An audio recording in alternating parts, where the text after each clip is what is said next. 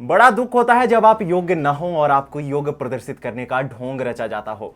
ओला के संदर्भ में यह कथन एकदम सटीक प्रतीत होता है। ओला एक भारतीय बहुराष्ट्रीय राइड शेयरिंग कंपनी है जो अभी तक ओला कैब्स के लिए प्रख्यात थी, लेकिन पैसे की सनक और बाजार की मांग को देखते हुए इस कंपनी ने इलेक्ट्रिक टू व्हीलर के क्षेत्र में पैर पसारना शुरू किया और इन्हें बाजार में उतरने की तेजी इतनी ज्यादा थी कि इलेक्ट्रिक स्कूटर के नाम पर बवासीर बना दिया और मार्केट में उतार भी दिया। अब ऐसे मामले सामने आ रहे हैं जो ओला की सर्विस और उसके इलेक्ट्रिक स्कूटर्स की क्वालिटी के पोल खोलते दिख रहे हैं। नमस्कार, आप देख रहे हैं टीएफआई, जो है देश का सबसे बड़ा अल्टरनेट न्यूज मीडिया पोर्टल, और मैं अवनीश तिवारी आपको बताऊंगा कि कैसे ओला के इलेक्ट्रिक स्कूटर्स किसी बवासीर से कम नहीं हैं और ऊपर से ओला की डामाडोल सर्विस और सहायता ने लोगों की नाक में दम कर रखा है। तो अविलंब आरंभ करते हैं। दरअसल कैब्स के लिए प्रख्यात कंपनी ओला फिलहाल इलेक्ट्रिक स्कूटर पर ध्यान केंद्रित कर उनके निर्माण में जुटी हुई है। पिछले वर्ष अगस्त में इस कंपनी ने ओला S1 और S1 प्रो इलेक्ट्रिक स्कूटर काफी धूमधाम से लॉन्च किए थे और तब से ओला स्कूटर सकारात्मक सुर्खियां बटोर रहा था।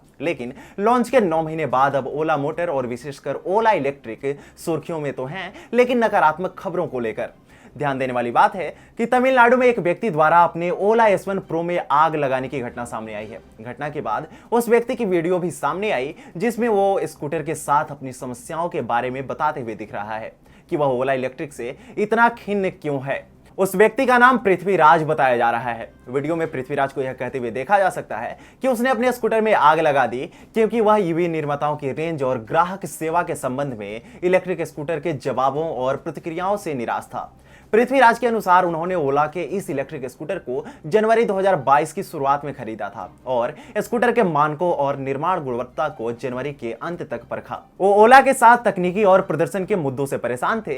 पृथ्वीराज के अनुसार उन्होंने जनवरी में स्कूटर खरीदा, लेकिन ओला ने पंजीकरण प्रक्रिया को जटिल बना दिया।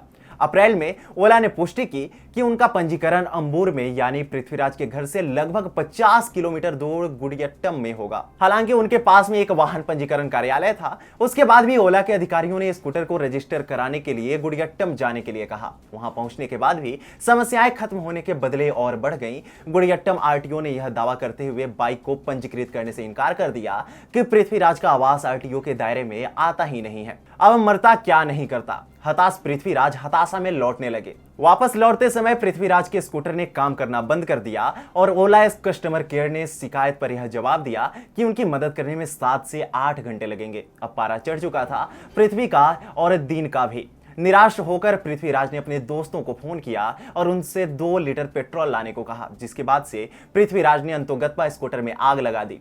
यह कोई पहली घटना नहीं है जो ओला इलेक्ट्रिक स्कूटर और ओला इलेक्ट्रिक कस्टमर केयर वालों की लचर व्यवस्था और ढीठ प्रतिक्रिया से ग्राहक परेशान है। हाल ही में एक और निराश ग्राहक ने विरोध में अपने ओला S1 प्रो को गद्दे से बांध दिया था और इलेक्ट्रिक स्कूटर को गद्दे से बांधकर उसका जुलूस निकाला था। वह कथित तौर पर स्कूटर से निराश था क्योंकि उसने कुछ दिनों के बाद काम करना बंद कर दिया और कस्टमर केयर से उन्हें कोई संतोषजनक जवाब नहीं दिया गया था। मार्च 2022 में भी कुछ ऐसा ही हुआ जो ओला की कार्यशैली पर सवाल खड़े कर रहा था। पुणे में ओला S1 प्रो स्कूटर में आग लग गई थी। ओला ने तब कहा था, हम पुणे में हुई घटना से अवगत हैं जो हमारे एक स्कूटर के साथ हुई थी और मूल कारण को समझने के लिए जांच कर रहे हैं और अगले कुछ ही दिनों में अपडेट साझा करेंगे। हम उस ग्राहक के लगातार संपर्क में हैं जो बिल्कुल सुरक्षित है। बयान में आगे लिखा गया कि ओला में वाहन सुरक्षा सर्वोपरि है और हम अपने उत्पादों में उच्चतम गुणवत्ता मानकों के लिए प्रतिबद्ध हैं। हम इस घटना को गंभीरता से लेते हैं और उचित कार्रवाई करेंगे और आने वाले दिनों में इसकी जानकारी साझा करेंगे। उसके बाद हाल ही में ओला ने अपने 1400 से अधिक इलेक्ट्रिक स्कूटरों को बाजार से वापस लेने की घोषणा की थी।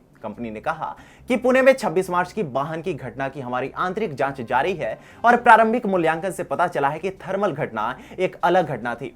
उपाय के रूप में हम उन विशिष्ट बैच के स्कूटरों के विस्तृत निदान और स्वास्थ्य की जांच करेंगे और इसलिए 1441 वाहनों की स्वैच्छिक वापसी जारी कर रहे हैं। उपर्युक्त मामलों से यह तो स्पष्ट हो गया है कि ओला ने अपना इलेक्ट्रिक स्कूटर लॉन्च करने से पहले उसे अच्छे से परखा नहीं और बाजार में उतार दिया, जो अब उसके ग्राहकों के लिए काल बनते दिख रहे हैं।